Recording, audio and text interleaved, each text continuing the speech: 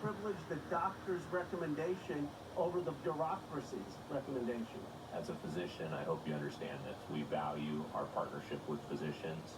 Executives from the three largest PBMs, responsible for managing access to nearly 80% of all prescription drugs in the U.S., pushed back on allegations they drive up prices. Last year alone, we saved our clients $64 billion.